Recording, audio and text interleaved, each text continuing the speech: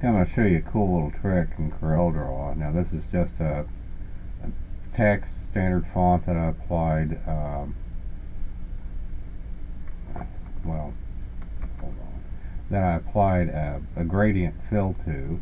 I'm going to go basically convert this to a bitmap, a grayscale bitmap, and come into bitmaps and go into mode basically and hit black and white 1 bit. So, and again, this is kind of the same kind of tool you'd want to work with when you're making masks, but we go set it to halftone, set this to 0 degrees, and set it to like 5 lines. Oh shit. Well, that's kind of cool too, because that's still set on squares. Actually, I'm gonna save that. Hold on, I'm gonna copy that. I'm gonna back it off, paste it. Yeah, that's kind of cool. But yeah, bitmaps mode, black and white. Okay, but I got to set this to line instead. And like I said, about 5, and you can go in and click on this and zoom out and see what kind of effect we're going for. Because I wanted to create a text like, stuff like this before, so it's kind of just an interesting little trick. But at any rate, you'll like that, and then of course, you can go in if you want to, clean this up because it's a little bit rough, but at any rate, if you go into, bitmaps, just click like line art, outline trace, and it takes you into this wizard. So, that pretty much does a good trace just with the default settings here. So, that'll clean, up our crap. Now, of course, we've got a big collection of individual objects, but we don't, and we still got original bitmap here too. But we got a collection of individual objects, if you want those removed, ungroup, and we could go like select them all at a time, but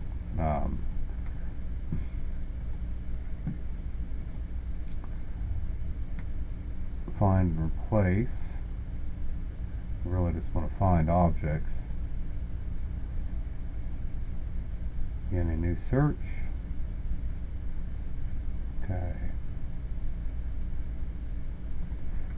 Okay, I selected the wrong thing. We wanted to select objects that match the current selected object, which I do have that selected. So, and so those curves, number of nodes, that's we don't want to do. Color white and no outline. So, whoops.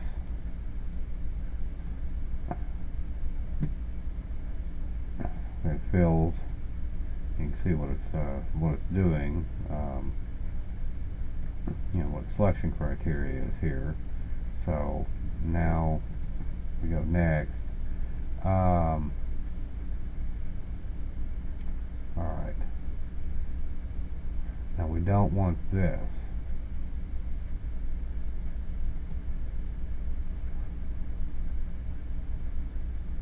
Okay, number of nodes. We don't want that. Then basically everything else is fine, so we just find all. Okay, and that that gives us all those. I could take it out there if I wanted to, and give it a different color. So, and by doing that, and let me go weld these together. So basically it creates a single object, and I can do the same here. you know, weld these together so they're like a, you know, it's another way of doing it besides grouping. But at any rate, you know, because of that, you know, now these things, you know, are transparent background, but I could, you know, realign them too. So, you know, and I could do the same thing to that as well. So, you know, the point is that shows you, you know, you can do some interesting things with some of those basic bitmaps, and on top of that, you know, that is a reminder on how to use that search property, which I, you know, learned a long time ago. But yeah, there's a lot of pretty cool videos like that, you know, out there on the internet. It's, you know, it's amazing what some of these people do with CorelDraw. Now, And by the way, you know, when you're creating objects like this, for example, well, hold on, make it uniform.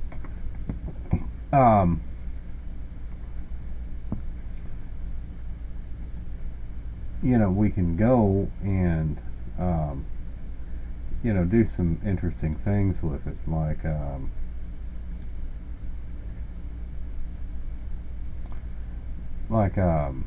you know, increase its line thickness here. And the fact of the matter is that, you know, you can take it with your shape tool and draw it out, you know, to create some, you know, it doesn't have to be a filled shape like we were doing in the other, you know, in the other drawing, or the other lesson. So, then hit your S for your shape key. You know, but again, you know, we can, you know, create some very interesting shapes here just by,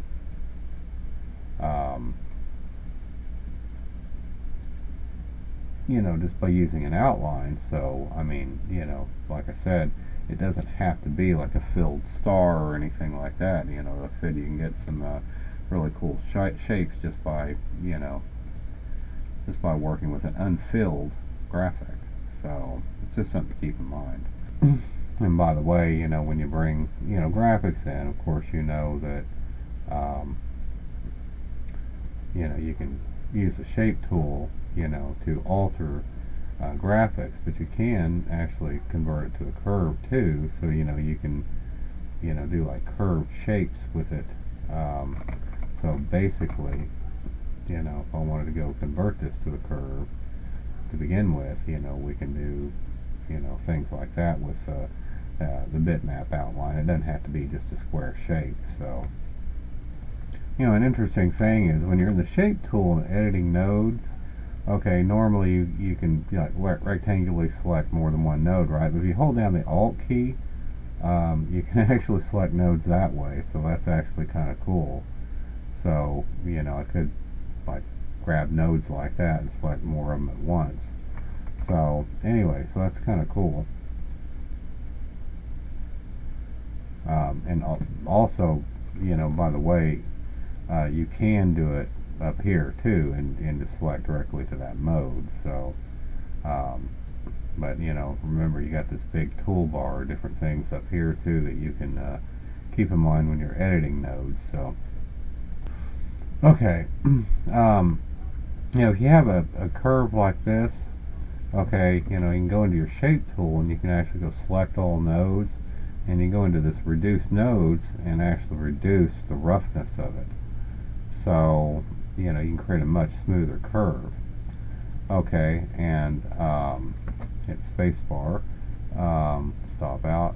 But if you go into the freehand tool, which is how I drew that, you know, I can draw, you know, a really jagged curve if I want, but I can go adjust the amount of smoothing, you know, so it actually reduces the number of nodes by default. So, you know, so it's just however you want it to interpret it. You know, so that makes this really more of a sensible tool. You know, if you're doing some kind of drawing, you don't have to be exactly accurate with it. So I suspect this is one of the secrets to how people do a lot of drawing in CorelDraw, you know, which has always mystified me. So,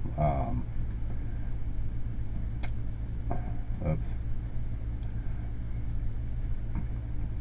But like I said, you can always go back and, um, take a given curve and, select all the nodes and try to reduce them a little bit. So, if you want to smooth it out, but then we can go in, this area is really pretty rough. Okay, and there we go. But like I said, I can just, again, click Alt, and select nodes like that. But I can just go delete them, if I want, and, again, hold Alt and delete those nodes. Okay, and that smooths that out. So, it's, pretty interesting how these tools work. And that would work particularly good, if you're dealing with, with your graphics tablet here and doing some, doing some freehand drawing too, because like I said, it makes this a lot more sensible of a tool, if you can, draw with a freehand tool on a graphics tablet. So, anyway, which I did successfully create a filled closed object even with that freehand tool, but it makes more sense to me now how to draw in CorelDraw, knowing that I can manipulate that freehand tool and it's not just crude like that, because I really never knew that. So, I can actually see it being not implausible to draw in a program like this. Okay, now if you have an object like this, you could, let's say you wanted this to be a closed shape, you could, let's see what we got up here.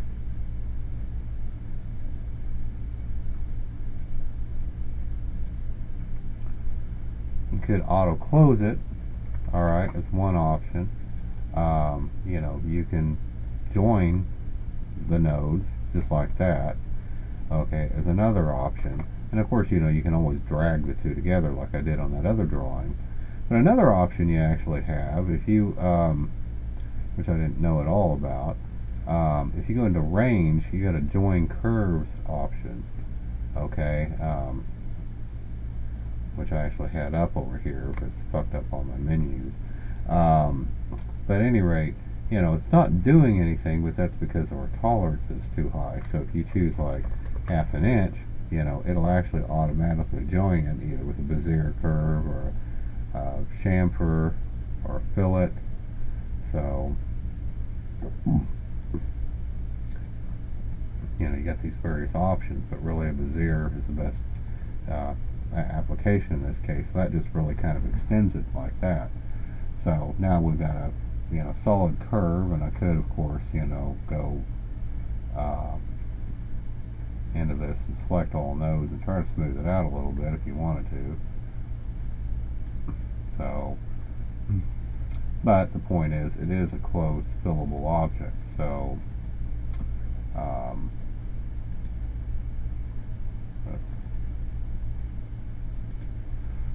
it's a closed fillable object, so we can really play with it.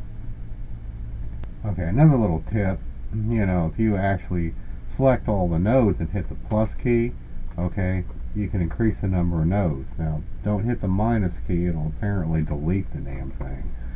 So you're just going to hit the undo key if you don't want that many nodes, but anyway, it will increase the number of nodes, just by pressing that. Okay, we take an object like this and hit Control Q, it converts to curves, obviously. But, S for shape tool, want to select the nodes, add some more nodes. Okay, now if I wanted to go select like a couple of nodes, shift select in CorelDraw. So, okay. Now, one of the things we can do,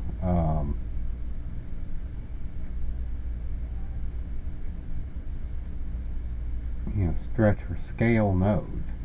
So,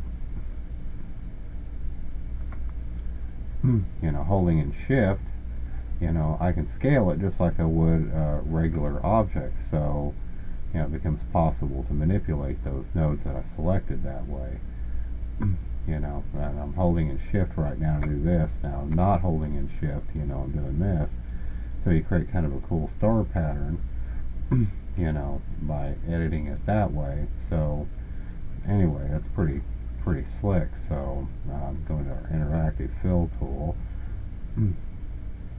select that, but what I want to do is make this one like yellow, and this one is already red, so but I want it to be a radial fill, starting from the damn middle, and son of a bitch. Let's see, there was a way of swapping colors, but I forgot what it is.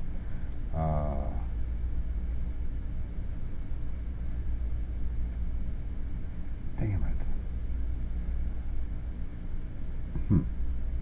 Anyway, I can't remember how to swap colors. I know there was a way of doing it. I discovered it by accident. But,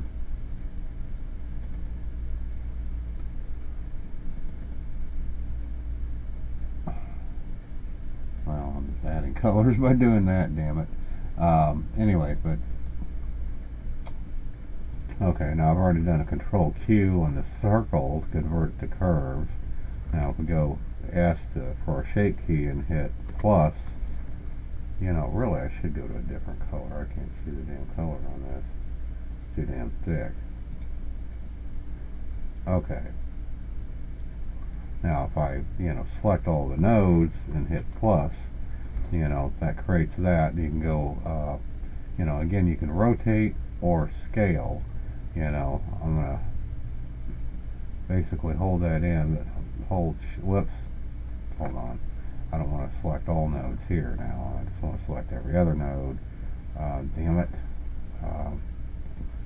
You know, again, you can hardly see the fucking things. I should have made the line so thick or some shit. Here, let me try to change that, because I cannot see the goddamn things. Okay. So, you know, let's go and scale the motherfuckers. And, you know, I can do it like that, but I'll hold in my shift key, you know, to basically get that. So it's a little misleading, you know, what that suggested you were going to form. But now, you know, you can go rotate them too. You know, you can hold in your shift key or not. But you can start to make some interesting shapes this way as well. But again, it's a little misleading what the preview, you know, is showing you. But you know, you can do that. You can even skew them, you know, if you want, but I don't want to.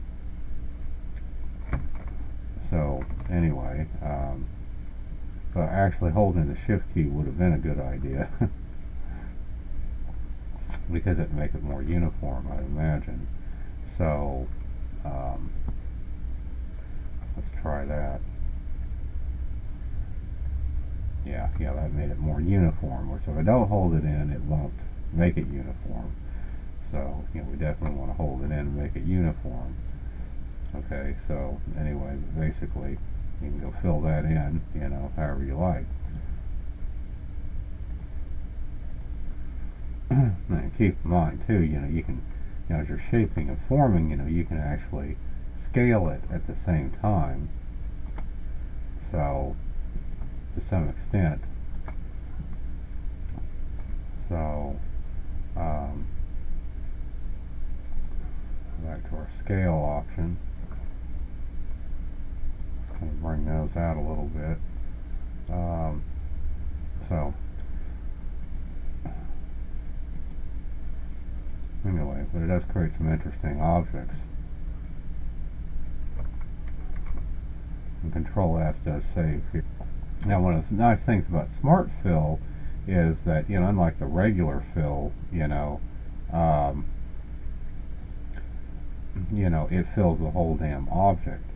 But, you know, Smart Fill, on the other hand, you know, when you select an object, you know, you can actually independently fill parts of the same object, with different colors. So,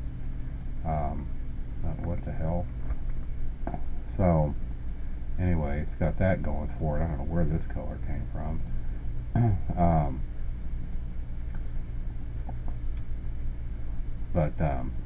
Anyway, so it's got its advantages,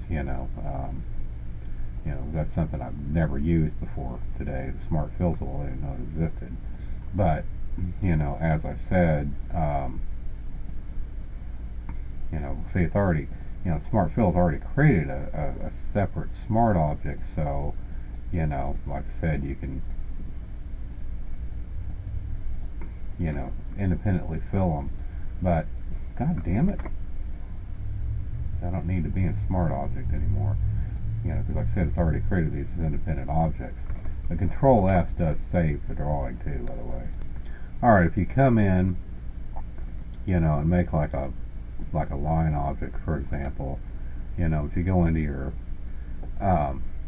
shape tool, S, you can see this is a triangle, alright, and this is harder to tell, but see that triangle there, it's pointing in that direction. That shows you the curve direction is what it does. So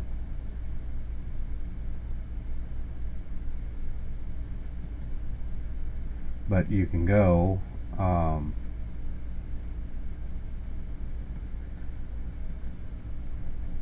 on. Yeah, but anyway, the command I was looking for is this. You don't have to have anything selected, but you can reverse the direction, because that would come in handy. There's been a few times that would come in handy. By the way, sometimes, like I was having trouble editing nodes and shit like that, you can go into Wireframe view, and actually see your nodes nice and clearly this way. So, that's simple wireframe, wireframe, and then normal. So,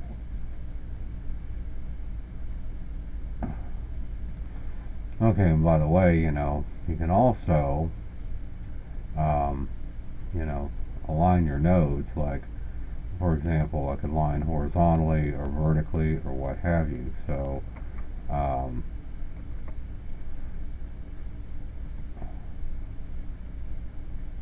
oops.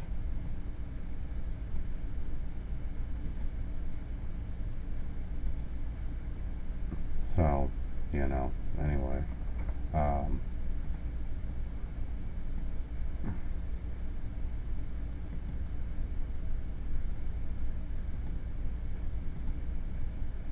I don't know what the fuck that's doing. Okay, what I'm trying to show you is this. If you align nodes, I can line them like horizontally, and it aligns them back to the last one you select. So, if I select like these two and then this one, shift select, not control select, it'll align them all in the same row like that. Okay, if I, go select like a spiral, I can draw a spiral, and I'll make it uniform just for this example. Son of a bitch. Here, I'm going to change my fucking default. Okay, now I'm going to create, drag, click a copy down here. If I go into my shape tool, I can select, of course, all the nodes. But what's interesting, is you can go in and, basically I can close the curve. Let's see. I can convert them all to a line segment. Okay, so we got a square spiral now.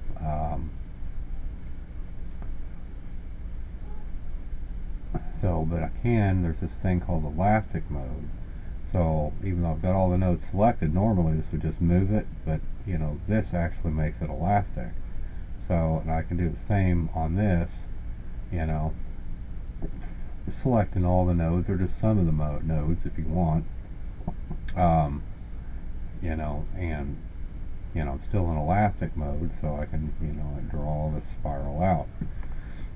So, you know, which is pretty cool. And of course, you know, you could go into your Smart Fill tool, okay, and start selecting various, you know, parts of that, you know, to fill in with different colors. And I assume that's filling in with the current selected color. I don't know where that color is coming from.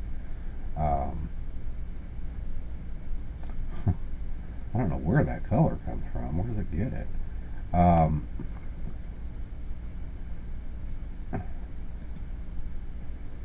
don't know where that color comes from. Oh, it's right here, I guess. Huh, okay. Well, I guess that's the default color for the Smart Fill tool. Anyway, you know, but you can come in, you know, and like I said, you know, color all these in any way you want, so it's pretty cool.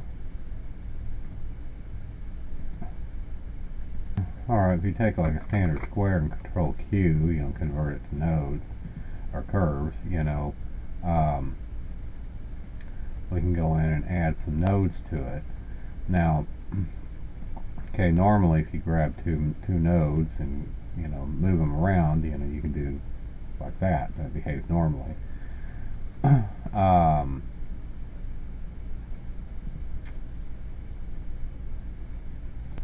Okay, but yeah, if you go, like I said, select a couple of nodes, you know, you can, you know, put them in reflect mode, okay, which makes them, you know, you can kind of do this with the scaling thing too. But, you know, the point is it does open up some interesting possibilities because you can reflect them in, you know, different directions and so forth. So, you know, that's what I'm saying. It's, you know, kind of interesting because that's only reflecting it. You know, you can see what it's doing. So, but it's kind of cool.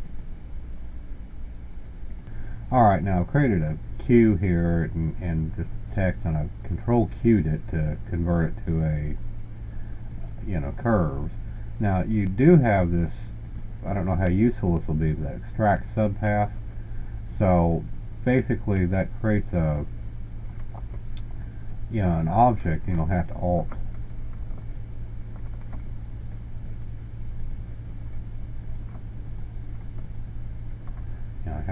select it to draw it out. But, you know, anyway, it does give you the ability to create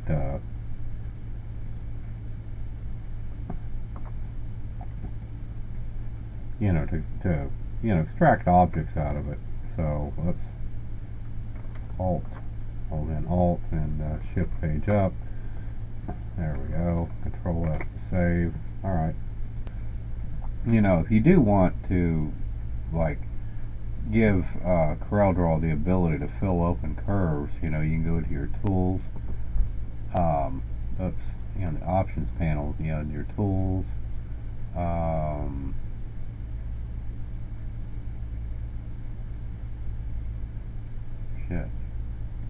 you know, general document, and then you can have it fill open curves. So I don't know how that will work, but let's I'll try it here real quick. So okay, that shows you what it does, you know, if you select the fill open curves option. So that's kind of interesting.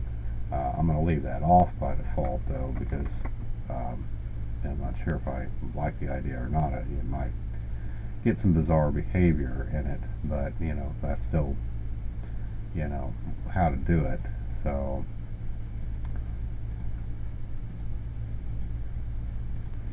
okay, the 2-point line tool, you know, you may think is just a ordinary line object, but it's got some cool tricks that it can play. Like, for example, you know, you can draw lines out like that, and snap even, you know, like I said, I got snap mode on, but if you hold control, it'll actually keep it to that snap point that you selected. So, you know, watch what I'm doing here. Okay, you know, you gotta pull, drag it out, but like I said, you know, see that snap point? Now if I now hold down Control, it's constrained to that snap point. So I can draw it out to, you know, like there, for example.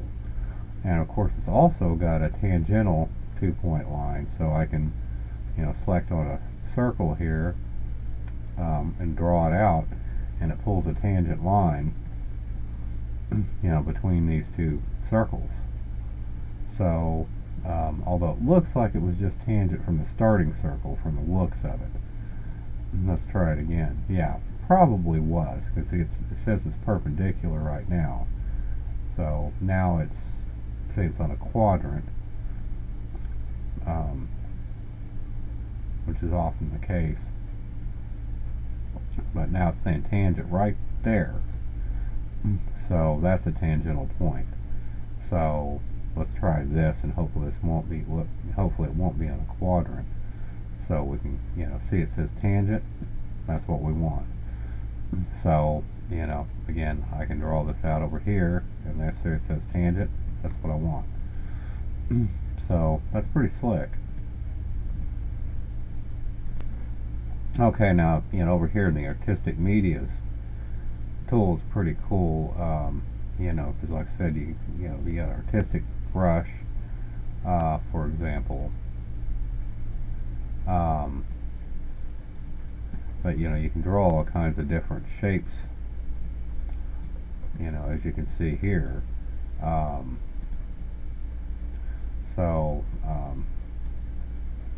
You know, it's pretty darn cool what you can do with this. I mean, I know I was aware of this way back in the day, but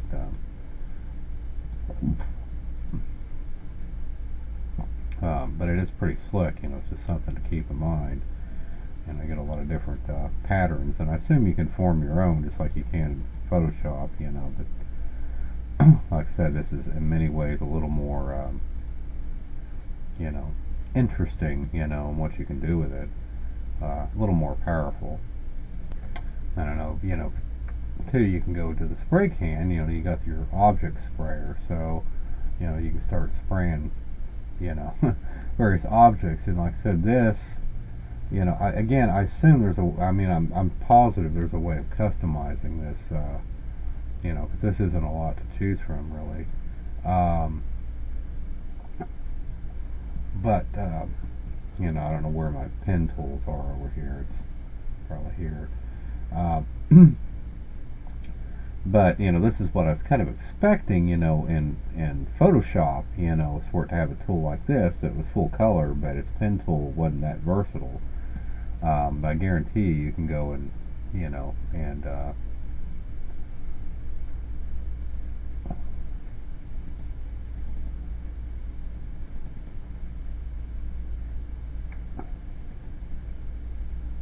let's see what that says. But anyway, I guarantee you can go and, you know, create your own objects, you know, if you want to. You know, you can make them random.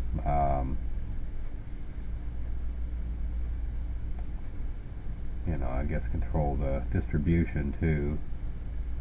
So, you know, much like you can in Photoshop. So, anyway, pretty slick. Now, of course, you know, I can't set up my pen tablet to work with pressure sensitivity in Corel. It's not recognizing it, so it's too old. So you can see where it's at. Alright, so anyway, let's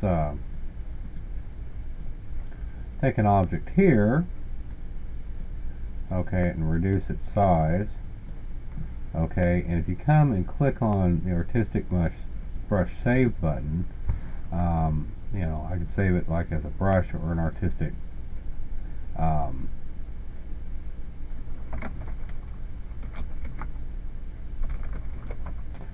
you know, as an artistic media tool, and then if you go into your brush, you know, spray can, you know, so save as spray can object, you can see it right there. So now I can paint with it. So pretty simple, pretty straightforward. So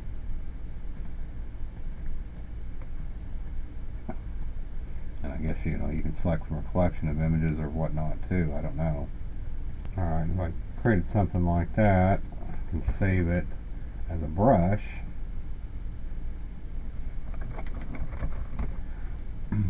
Call it cube. Okay, then if I go into my brush settings, I can come over to an actual brush and go to custom. Alright, and I can select what I just drew, and makes it look kind of like a tube, although that's going in the wrong direction. Anyway.